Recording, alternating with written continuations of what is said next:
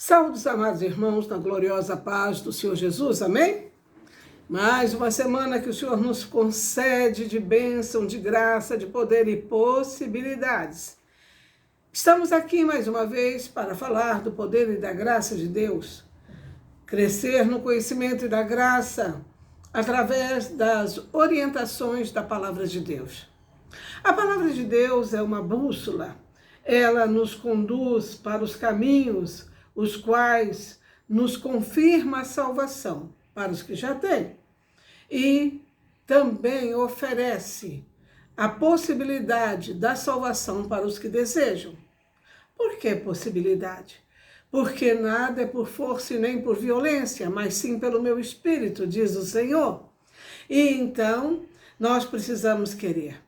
Nós precisamos querer crescer no conhecimento e na graça, nós precisamos crescer também no refinamento da nossa conduta, da nossa vida, e isso só através de um novo nascimento e pela intervenção do Espírito Santo de Deus. A boa educação, o bom berço, é uma coisa muito boa, não se despreza isso. Mas, aleluia, é apenas um verniz. Realmente há uma verdadeira mudança quando se nasce de novo. E nasce de novo como? Nasce no Espírito. Quando você nasce de novo, você se torna nova criatura do Espírito. A tua idade, a tua aparência, não é? Ela permanece. A sua personalidade, mas realmente com um diferencial muito grande, com auxílio e com a presença do Espírito Santo em nós. Aleluia! Hoje quero falar com vocês a respeito da Arca de Deus. A Arca de Deus é símbolo da presença de Deus, quando o povo judeu, na verdade, eles ainda não eram judeus, eles eram hebreus, e caminhava pelo deserto para ir à terra prometida. No deserto, Moisés recebeu instruções de como se deveria fazer o tabernáculo, e dentro do tabernáculo tinha um compartimento chamado Santos dos Santos. Santos dos Santos. Coisa maravilhosa. Essa divisória era dividida por uma grossa cortina, de vários peles, de animais, de um determinado animal, no qual fazia uma cortina pesada e grossa, separando o santo do santo. Isso. E lá dentro do santo do santo foi também orientado a Moisés para que se fizesse a arca do testemunho, a arca da aliança. E o que tinha dentro dessa arca? Dentro dessa arca tinha, aleluias, o pacto, a aliança feita no Sinai, os 10 mandamentos, as 2 tábuas. Tinha também a vara, de Arão que floresceu, e também tinha um jarro no qual tinha o maná, que o povo hebreu, enquanto fazia a travessia, que levou 40 anos, uma geração, se alimentava do maná. Deus é de providência, Deus é aquele que realmente ele ama, e provê a cada um dos que abre seu coração para que ele possa habitar. A palavra de Deus diz em Apocalipse que eis que estou à porta e bato, se você abrir, entrarei e cearei contigo. Aleluias! Mas ainda há muitos corações fechados, que não seja o seu que me ouve. E se for que ele se abra hoje. Amados irmãos, nós somos um espírito, temos uma alma e vivemos de um corpo, estamos de passagem. Estamos tendo uma experiência humana. Um espírito encapsulado em um corpo, tendo uma experiência humana. Bastante interessante. Louvado e engrandecido seja Deus. Então, amados irmãos, glorificado seja, nós somos a arca de Deus, nós vimos que a arca era conduzida e levada pelo deserto, mas o Senhor se manifestava através de uma coluna de fogo à noite e também uma nuvem durante o dia, naquele sol escaldante, acompanhando o povo, protegendo o povo, livrando e guardando dos seus inimigos e também de tantas coisas peçonhentas como cobras, escorpiões e tantas coisas que tinham ali no deserto. Vemos na palavra de Deus que entre os que saíram do Egito, caminharam 40 anos no deserto, não tinha entre eles nenhum enfermo. Coisa maravilhosa, não é? Nenhum enfermo. Então, amados, também vemos que ao passar do tempo, não é? Saíram crianças, saíram pessoas de variadas idades e as sandálias não rebentaram e a roupa não se desfez. Estavam abaixo de uma nuvem de glória, na qual estavam em uma dimensão de proteção tão grande que realmente eles não tinham necessidade e falta de nada. E ali viram muitos milagres. Viram realmente coisas maravilhosas, quando no Sinai o Senhor, não é, entregou a aliança, né, que fazia com aquele povo, e ouviram o estrondo, ouviram os trovões, não é, quando Moisés subia ali, e mesmo assim, quando chegaram no decorrer do tempo, acho que houve, né, o que acontece também conosco, um cansaço espiritual, não é mesmo? Esquecendo das grandes bênçãos e maravilhas que o Senhor tem feito, faz e fará para nós. E nós, como crianças mimadas, espíritos mimados, se acostuma tanto com a presença, a graça, a paz que transcende todo entendimento e às vezes começa a se desviar. Simplesmente para sofrer dores, sofrer realmente decepções, mas sempre podemos voltar. Então, a arca foi feita e estava no Santo dos Santos. Quando o povo se estabeleceu, não é? Depois ela veio morar também no templo, não é? E antes disso ela estava em Siló, estava aos cuidados de Eli e seus filhos, né? O sacerdote Eli e seus filhos, e lá estava a arca, não é? Sempre os judeus, né, os hebreus, em todas as suas guerras, enquanto permanecia firme com o Senhor, era vitória sobre vitória.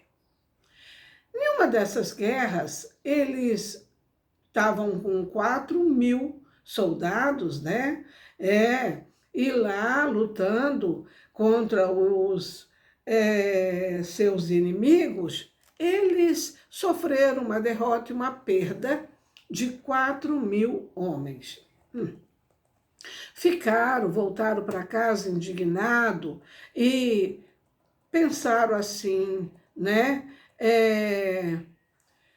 Por que perdemos? Sempre ganhávamos, né? Estavam acostumados a ganhar, só que se esqueceram de que estavam acostumados a ganhar, mas não costumavam viver nos planos e propósitos de Deus, na santidade, sendo verdadeiramente pessoas que confiavam no Senhor. Então, aquela derrota serviu para eles para ir consultar, não é, os sacerdotes, porque houve uma derrota. O sacerdote disse, houve essa derrota porque vocês não levaram a arca do testemunho, não é? Não levaram a presença de Deus com vocês. A arca representava a presença de Deus, representava. A arca em si, somente ela, não teria poder. O poder estava em Deus. a qual ela representava. Quando se foi feito a arca, o Senhor que falava face a face com Moisés falou: eu virei sobre a arca onde ela era um elemento construído, né, com madeira, coberto tanto por dentro quanto por fora de ouro, e em cima dela tinha 2 querubins, não é? Como de asas abertas, se unindo, como protegendo, né, a arca. Então o Senhor falou para Moisés que eu virei sobre os querubins, falarei contigo tudo o que você deve dizer ao povo, ao meu povo. Isso, tudo bem. Aí, depois daquele trajeto todo, a arca se estabeleceu naquela oportunidade em Siló e estava em cuidado de Eli, o sacerdote, e seus filhos, como já disse. Eles quiseram saber porque perderam 4.000 homens para os filisteus e foi dito que eles deveriam levar a arca. O que aconteceu foi que eles levaram a arca não para adoração, não para realmente confiar no Senhor, levou a arca como um amuleto. Como muitos usam, né, a Bíblia aberta no Salmo 23, 91 ou Deuteronômio 28, na parte das promessas, como se aquilo fosse realmente um escudo, uma proteção. Não. A Bíblia é a palavra de Deus, é a boca de Deus falando com o homem, mas é necessário ler. E o Espírito Santo de Deus nos faz lembrar o que está lá escrito. E você não lembra o que você não leu, não estudou. Mas eles levaram a arca como um amuleto, né? Mas deu alguma coisa errada. Sem a arca, eles tinham perdido 4.000 homens. Com a arca, eles perderam mais de 30.000. Pediram para que a arca fosse trazida. Então, Ofonias e Finéias, filhos de Eli, né, foram à batalha levando a arca e 30.000 soldados junto com a arca.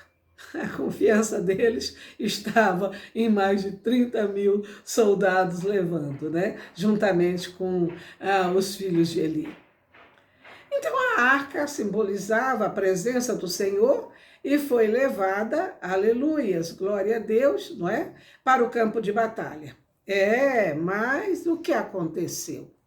Aconteceu que sem a arca, a arca amuleto, né, eles perderam 4.000 homens. Mas com a arca confiada no objeto, no elemento, perderam 30.000 e também foi morto aos filhos de Eli. E quando Eli, não é, recebe, né, a notícia de que a glória de Israel, não é, tinha sido perdida e juntamente seus filhos, ele também cai da sua cadeira e quebra o seu pescoço e morre. Olha, aí você pensa, nossa, mas que tragédia. Mas a tragédia não está na morte dos filhos de Eli e nem na morte de Eli. A tragédia maior estava nos sacerdotes que estavam vivendo em pecado, que não respeitavam a presença de Deus que estava sobre a guarda deles, que realmente eles não deram o devido valor, a devida esperança, né, fé naquilo, e isso é que é realmente muito triste. E isso pode acontecer com qualquer um de nós que somos a arca de Deus e que realmente não tivermos o zelo, o amor, a graça, o cuidado, não é? Para realmente buscar e amar o Senhor. Bom, então, eles perderam 30.000 homens e os filisteus viram ali o Deus dos judeus, dos israelitas, não é? E levaram para casa, como um amuleto, como um objeto, né? Como um espólio, né? É valioso, eles confiam nisso daqui, vamos levar. Perigo de colocar a mão em lugar indevido, perigo de colocar a mão, não é, no sagrado, no divino, de qualquer forma. E aí o que aconteceu? Levaram essa arca para o templo de Dagon, o deus deles, o deus com D minúsculo, e lá estava a arca. E aquela grande estátua de Dagon. Na madrugada do dia em que eles foram lá até o templo, Dagon estava caído de cara no chão. Eles acharam que aconteceu alguma coisa nesse deus de pedra, que não vê, não fala, não resolve nada. Juntaram um bocado de homens e botaram a estátua em pé. Deve cair, Dagon. Nós te colocamos em pé. Aí, no outra madrugada, voltaram lá e viram que não era coincidência, não era uma instabilidade da estátua, era o poder de Deus. A estátua novamente caída perante a arca, mas desta vez com as mãos cortadas e a cabeça também, ficando só o corpo. Eles viram que aquilo não era natural. E além deste acontecimento muito grande para eles no templo de Dagon, os homens todos foram infectados, com tumores. Todos eles tinham tumores. E as suas cidades, as suas possessões foram infestadas de rato. Brincaram com o sagrado, brincaram com o que não era para ser mexido. E eles ficaram bastante assombrados e entraram em acordo entre eles o que fazer. Se devolve a arca. Devolve a arca. E eles foram devolver a arca, mas também disse, não devolva sem uma oferta. Faça uma oferta pelo pecado. E qual seria a oferta pelo pecado? Quantos príncipes vocês têm? Vocês façam uma réplica do tumor que vocês têm no corpo de vocês de ouro, E os ratos, quantas cidades, possessões vocês têm, faça também miniatura, representando os ratos de ouro e manda junto com a arca. Eles assim fizeram.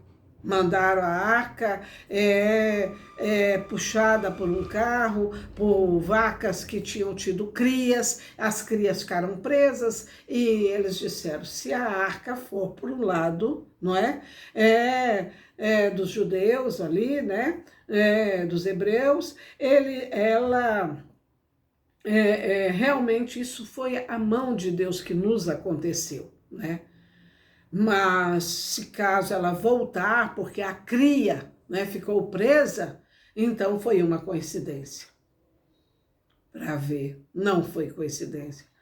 As vacas foram para o território, dos hebreus, sem olhar para trás, sem voltar.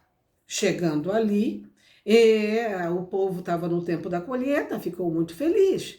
Fizeram uma grande festa, E pegaram aquele carro e fizeram uma grande fogueira, pegaram as vacas que puxam o carro e fez um grande sacrifício e aquilo foi uma maravilha, Só que aquele povo que a arca chegou primeiro na região deles, tiveram a curiosidade de olhar o que tinha dentro.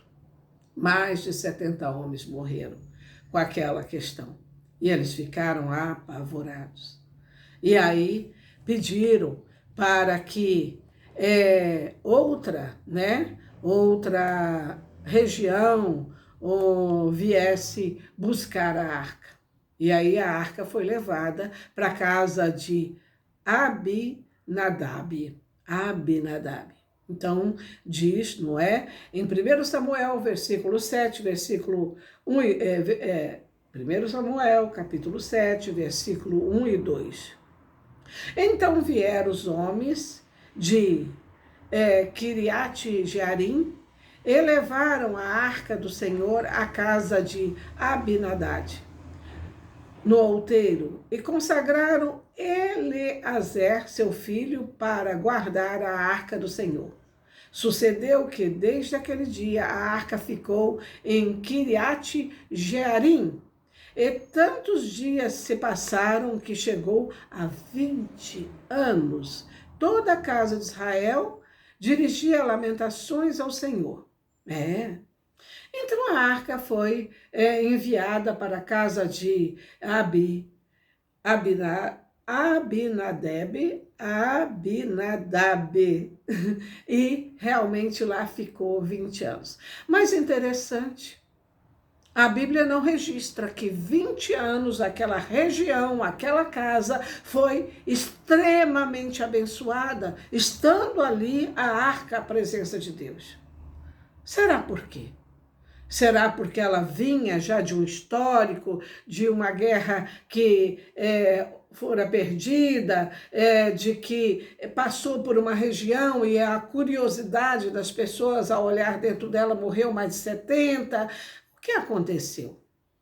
Não adoraram, não é, o Senhor da arca, né? E 20 anos ficou ali guardada.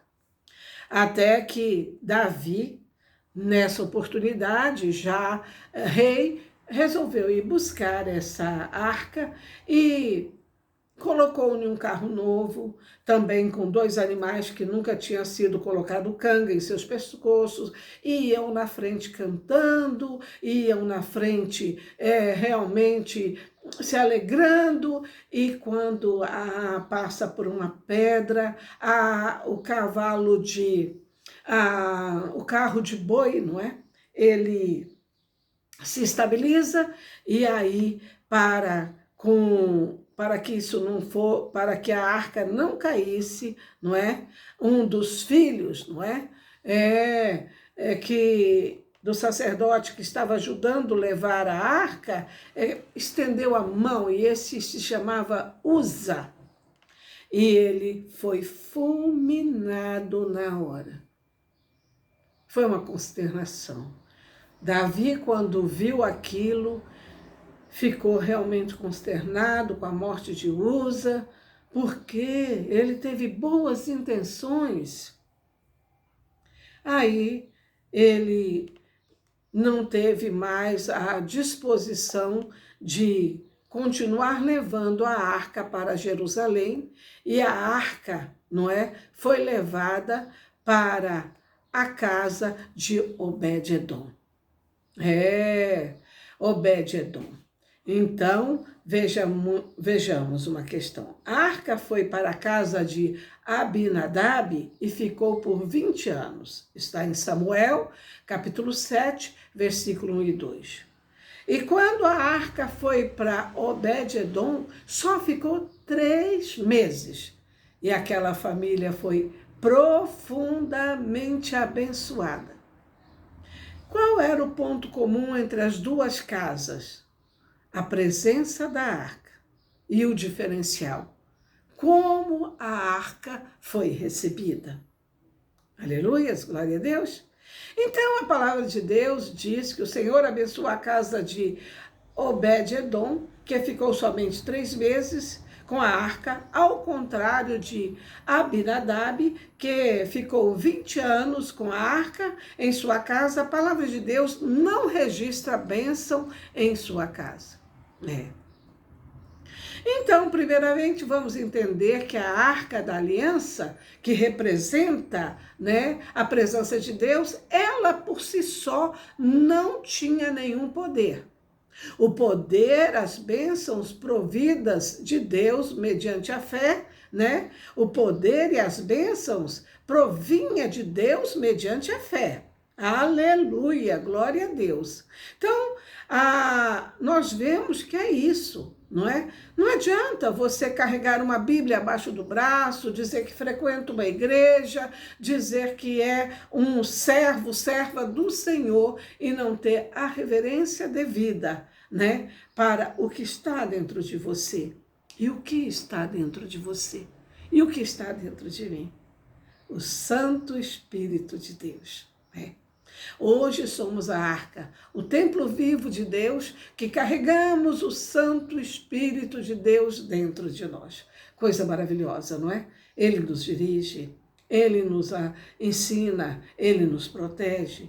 Mas o título, não é, de um cristão, o título de um pastor, de um evangelista, isto não vem, aleluia, a alterar nada na vida de uma pessoa, mas sim a vida dela com Deus. Aleluias, glória a Deus.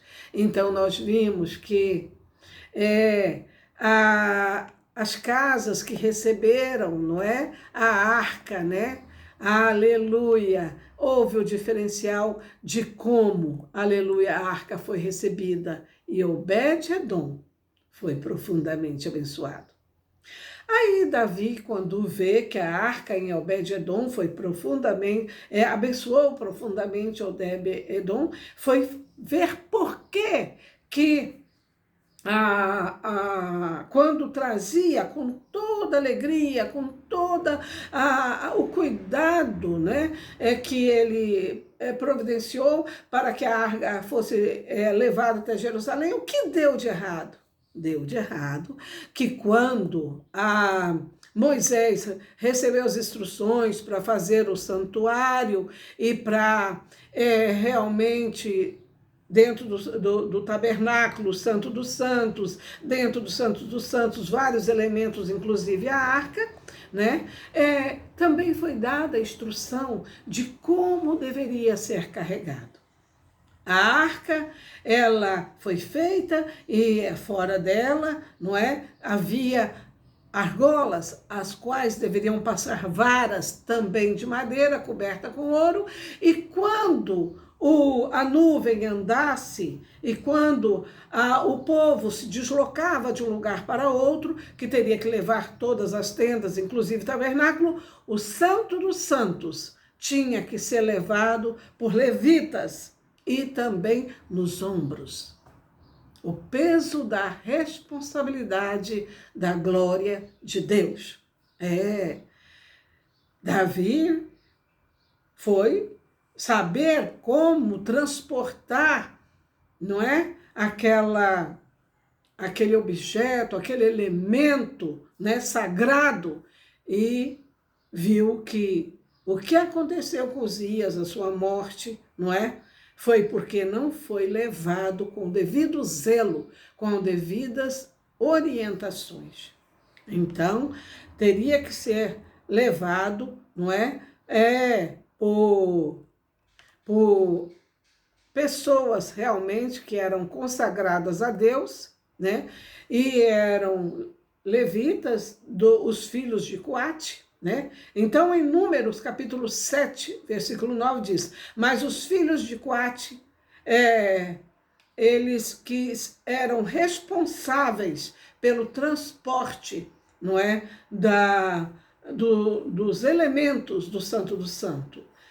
Quando Moisés consagrou o tabernáculo, houve muitas ofertas, e entre essas ofertas houve carros de boi, não é? Como oferta, e Moisés deu para as outras tribos, não é? Que também compõem os levitas, para usar, para carregar os elementos do templo na trajetória até onde a nuvem pararia, e lá eles se estabeleceriam por um tempo. Mas para os filhos de Coate não foi dado esses carros de boi, deveria ser levado nos ombros por eles. Então, em Números capítulo 7, versículo 9 diz: mas aos filhos de Coate nada deu, porquanto a seu cargo estava o santuário, e eu levaria nos ombros. O peso da responsabilidade da glória de Deus. Então, amados, hoje nós somos a arca do Senhor. Apesar de sermos salvos e termos recebido um novo nascimento, independente do tempo, seja, digamos, 20 anos, né? Ou mais, se não dermos o primeiro lugar e honra ao Senhor, servindo com alegria, nada de sobrenatural acontecerá em nossas vidas. Amados, quanto nós vemos pessoas realmente anos e anos dentro da igreja, confessando-se cristão e tudo sem testemunho. Sem testemunho para os que o veem, sem testemunho para o usufruto de si mesmo, porque as bênçãos de Deus são abundantes e Ele tem prazer em te abençoar, em me abençoar, para que nós sejamos testemunhos vivos do seu poder. E o que aconteceu? Por quê? Uns é abençoado, outro não é. Se Deus não faz acepção de pessoas, não faz acepção de filhos e abençoa todos na mesma proporção. Na mesma proporção da sua busca e da sua entrega. Então, nós vemos que nós somos a arca e nós devemos zelar por isso, sabe, amados? Muitas vezes a gente se distrai. Muitas vezes a gente vê alguma coisa na internet, alguma coisa engraçado, ri, não é? Embora que a gente saiba que é um comentário do mundo, mas é engraçado. Mas o Senhor não se agrada. Uma vez que tornamos-se a arca de Deus, Ele espera de nós uma santidade e uma seletividade do que vemos, ouvimos e comentamos. Então, devemos tomar muito cuidado com isso, porque uma vez que nascemos de novo e o Espírito Santo vem habitar em nós e nós nos tornamos o templo do Espírito Santo vivo, temos que ter muito zelo. Às vezes, não é por maldade. Como Uza botou a mão na arca em que estava desequilibrada, foi querendo não deixá-la cair. E, no entanto, ele morreu. O mesmo pode acontecer conosco. Que Deus tenha misericórdia de nossas almas, nos perdoa, nos oriente e nos dirija, para que nós não venhamos também tropeçar, não é? E perecer. Então, nós vimos que Obed-edom, ele era muito comprometido com a arca, e que no dia que Davi foi buscar a arca em sua casa, onde ele havia sido muito abençoado, ele pediu para ir junto. Acho que Davi também o convidou para ir, não é? Ele viu que Obed-edom recebeu a arca de forma tão maravilhosa, do qual ele realmente foi abençoado e não foi consumido. Obed-edom, aleluias, vai para Jerusalém na comitiva de Davi levando a arca, e lá ele, tão comprometido com a arca, vem se tornar um cantor, né, que canta, né, perante a arca, dando louvores, ações de graça ao Senhor. Também ele é reconhecido, colocado numa função muito importante, como porteiro lá, não é, do templo, lá que cuidava da arca, e também, aleluias, ele ficou como chefe de mais de 60 homens a seus cuidados, não é? Amados, buscar o Senhor é coisa maravilhosa. Não devemos buscar o Senhor pelas bênçãos que vamos receber. Devemos amar o Senhor pelo que Ele é. Mas Ele é galardeador e nos abençoa de forma extraordinária. E quem nos vê não compreende, diz como, onde, como, com quê? Com Deus, com fé. E que sejamos como Davi. Um homem segundo o coração de Deus, que pecou e pecou muito. E a Bíblia não esconde o pecado de ninguém, mas ele se arrependia e pedia perdão ao Senhor. O Salmo 51 mostra o arrependimento de Davi em um dos seus pecados muito grave. E ele diz: não tire de mim seu Santo Espírito, não tire de mim o seu Santo Espírito. Ele sabia que ele era uma arca. Você também é, se já nasceu de novo. E se não nasceu, nasça agora. Diga comigo: Senhor Jesus, eu quero ser a arca de Deus. Perdoa os meus pecados, Aleluia, glória a Deus. Escreve meu nome no livro da vida. Me faz crescer no conhecimento da graça e que seu Santo Espírito habite em mim. E que eu seja digno de carregar tamanha presença. E que o teu Santo Espírito me oriente, me dirija, me guarde, para que eu seja um testemunho vivo do teu poder. Aleluia. Vou orar por vocês. Deus de mistério, Deus de graça, Deus que tudo vê, Deus que tudo sabe. Nós sabemos, ó Deus, aleluia, glorificado seja o teu nome, que todos aqueles que confessam Jesus como único e verdadeiro Salvador nascem de novo. E, Senhor, confirma o nome de cada irmão e irmã nesta hora no seu livro. Também, Senhor, venha visitando a mente, o coração, o corpo, as circunstâncias de cada irmão que me ouve e que ainda vão me ouvir. Seja o nosso escudo verdadeiro, a nossa porção, seja o nosso cálice. Ah, Senhor, sê conosco. Perdoa, Senhor, a nossa infantilidade, inocência, de muitas vezes, Senhor, nos embaraçarmos com coisas que possa não te agradar. Senhor, nós queremos ser realmente um canal limpo para transmitir a sua mensagem e ser a sua boca para dizer do seu poder e da sua graça. Nos use, cada um de nós, para a glória do seu nome. Ninguém está nessa terra por acaso. Todos estão aqui com um motivo e uma razão. Glorificar seu santo nome, testemunhar do seu poder. Abre portas para os que estão com as portas fechadas e fecha as portas que não glorifiquem seu nome. Abençoa a saúde, a condição econômica, financeira, emocional de cada um que me ouve. Dê alegria, ânimo e disposição para a glória do seu nome. Amém? Vamos receber a bênção que está em Números capítulo 6, versículos 24 e 26, que diz: o Senhor te abençoe e te guarde. O Senhor faça resplandecer o seu rosto sobre ti e tenha misericórdia de ti. O Senhor sobre ti levante seu rosto e te dê a paz, e todos que me ouvem digam amém. Amados irmãos, se você chegou até aqui e ainda não é inscrito no meu canal, se inscreva.